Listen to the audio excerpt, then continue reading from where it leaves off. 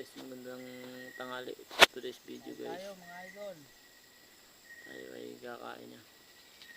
Ayun nga pala guys, wala nga pala akong dalang tubig dyan.